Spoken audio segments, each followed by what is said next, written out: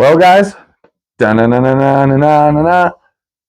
The Philly Fly Show is back here for another week of action. We got UFC Fight Night.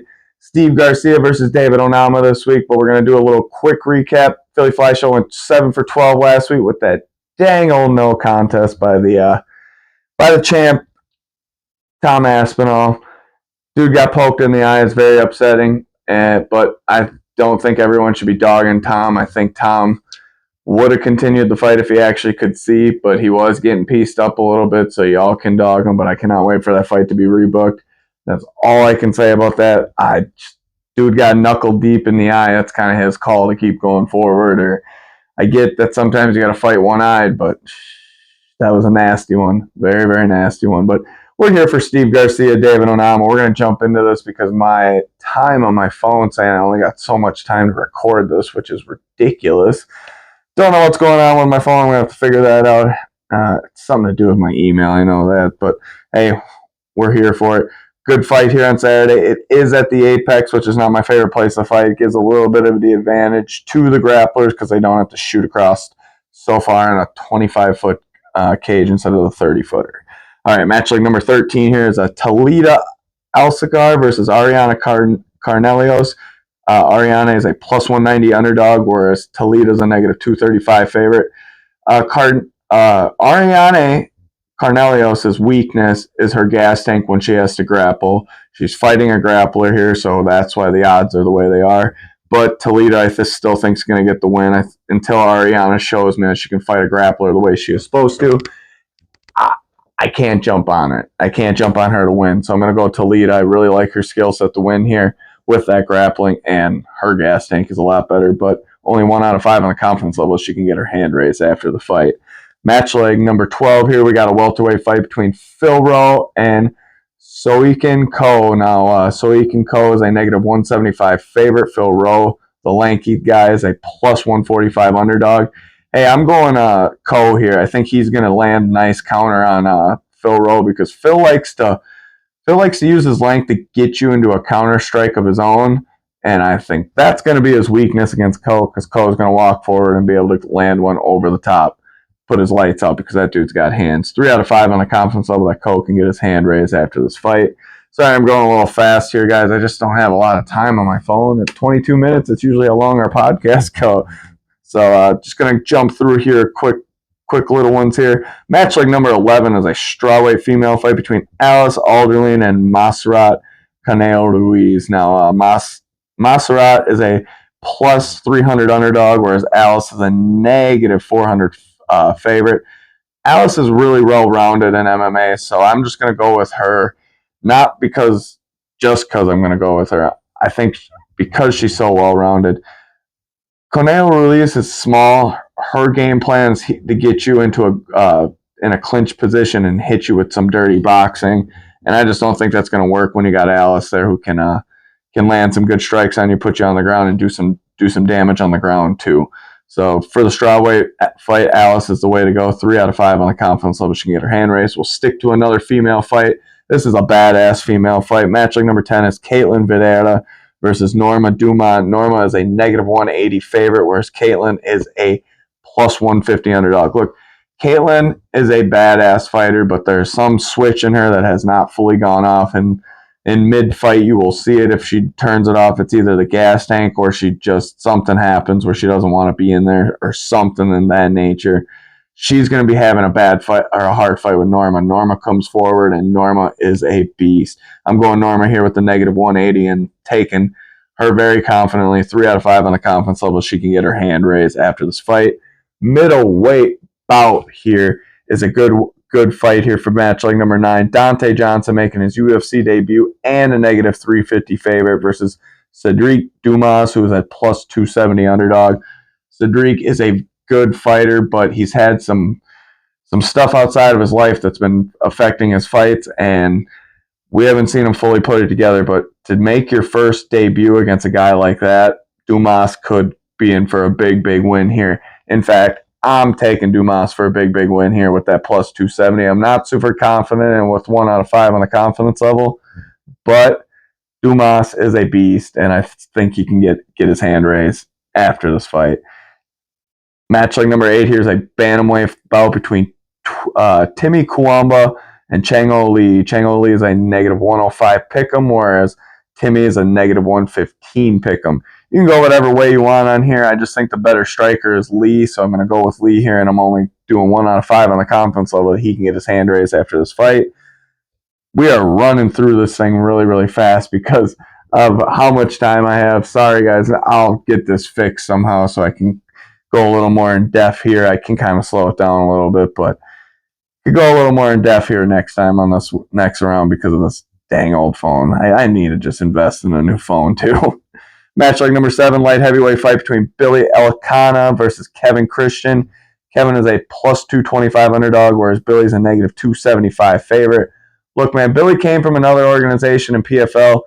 He is got prospect behind him. I like his skill set. I'm not here to say he's a top prospect yet, but a big win on Saturday could put me in that realm of jumping behind the Billy Elkanah bandwagon here. But Kevin, the matchmakers must really believe in Kevin to put him in a featured prelim bout here, especially against a guy like Billy, who's an up-and-comer. That means I think Kevin is just at that level, or if not a bit under. So I'm going Billy here with the negative 275. I really think he gets a nice big win on Saturday. 3 out of 5 on the confidence level. Just think he's way more well-rounded than Kevin, but I didn't get a lot of big information on Kevin, so it's going to be a good fight here. Can't wait to see it. We'll jump to the main card here.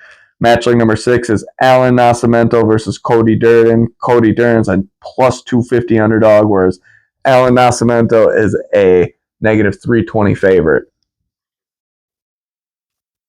Now, Alan is a very, very good fighter. Cody's a good fighter. It's just this catchweight bout. I don't really like it on Cody's end. Alan's probably going to get a big W here. 3 out of 5 on the confidence level that he can. I personally think he's a more well-rounded fighter, even if this was at his normal catchweight or normal weight, not a catchweight. I'd still probably go with Alan here, but Cody's got game. Cody ain't no slouch, but he doesn't have the advantage here. Now, on my sheet here, totally flip-flop these two fights around somehow. Match like number 5 is a welterweight fight between Charles Radke and Daniel Fernaza. Daniel is a plus 145 underdog, whereas Charles is a negative 175 favorite. Look, man, Charles has got power behind his shots. He can totally put your lights out. Can he put the fight together? That's the question here. If it gets into the brawling aspect, or he takes takes a bad one to the chops, it could be a bad night for him. But I'm going Charles here. I just don't think he's got that much. He's only got that little edge, just like the odds say, just a little edge over him. 3 out of 5 though on the confidence level that he can get his hand raised. I'm just believing in that power that he can land that shot, and lights could go out, baby. All right, match like number 4 is a featherweight bout between Isaac Dulgarian and Yadir Del Valle. Now, Yadir is a plus 200 underdog and a 9-0 fighter, fighting Isaac, who has only lost one fight, but he's a negative 250 favorite. Those odds I didn't really like sitting with me. I thought it should be more of a pick'em there because of the whole 9-0, but that goes to show you that Isaac's skill set is very, very, very good. He does have an L in the UFC already, but hey, man, L's don't put you always back. Sometimes L's put you 2 steps forward in the UFC because you got to learn. I'm going Isaac here. I think he puts it on the 9-0 and puts the 1 behind the 9 on Yadir. So 1 out of 5 though on that confidence level that can happen there. Match like number 3, I haven't seen Jeremiah Wells fight in so long. It's almost been 2 years. It is Jeremiah Wells versus Themba Gorbino. Themba's a negative 140 favorite, whereas Wells is a plus 120 underdog.